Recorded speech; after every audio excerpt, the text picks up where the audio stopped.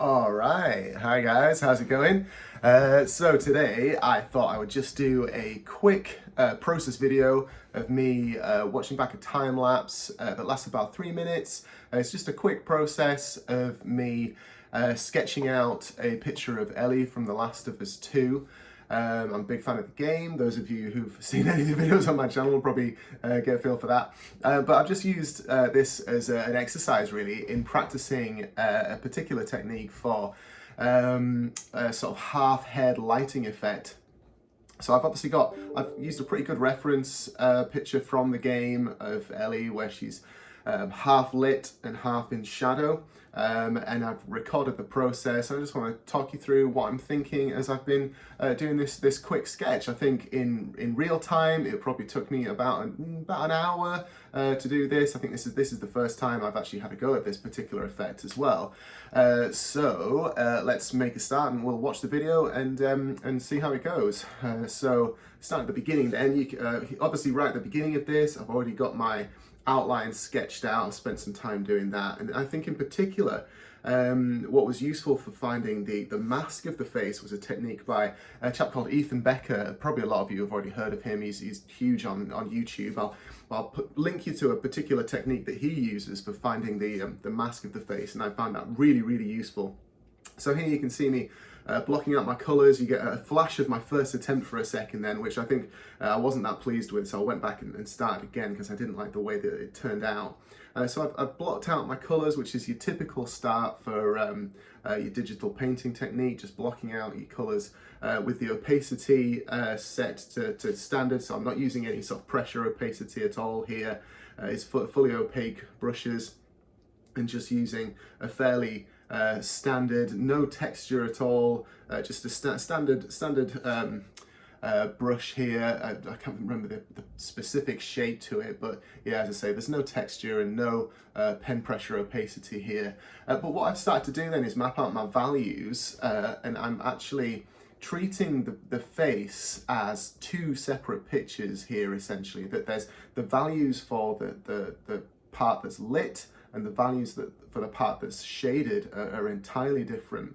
And that was part of the learning process for me, to really sort of treat these two parts of the face as essentially two separate heads. And I think that thought process really helped then, because as I said, that the values are particularly different. So now I'm trying to follow the planes of the face, keeping my shadows and highlights with quite sharp edges. I'm looking for keeping these planes quite sharp with no sort of soft edges to my highlights or my shadows. I've put my base colors in, and then I've put my shadows in with the highlights going on last. Now I've switched to pen pressure opacity, so then I can start blending some of these hard lined shadows and highlights following the contours of the face. I went in quite early to put some detail into the eyes, and now I'm just following these contours and planes of the face to sort of blend them in. I've used my blending brush. Once I've finished that, you can now see that I'm adding texture as kind of part of the final process for the face really.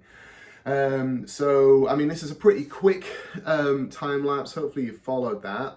That I'm now kind of following up from there with some detail, thinking about the teeth and just sort of suggesting that, because this is just quite a quick sketch really.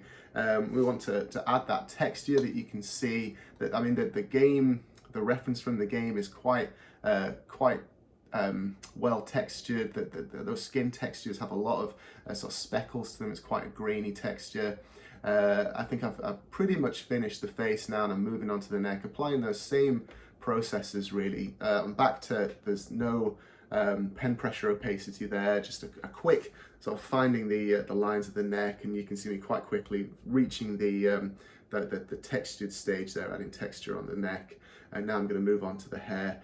Just again, I'm finding the shape first, adding in a few details of stray hairs there, just to add a little bit of interest getting away from the more sort of blocky look that we had originally, just finding the general shape of the hair. And again, I'm sticking with this idea of separate values for the lip part of the hair, and then separate values for the shaded part, mapping out the general shape of the hair first, with some shaded bits going in first in quite blocky patterns, and then quite blocky highlights over the top, just suggesting the shape of the hair. So it's not a particularly detailed piece. As I said, it didn't take me long to do this in real time. Sped it up quite a lot there.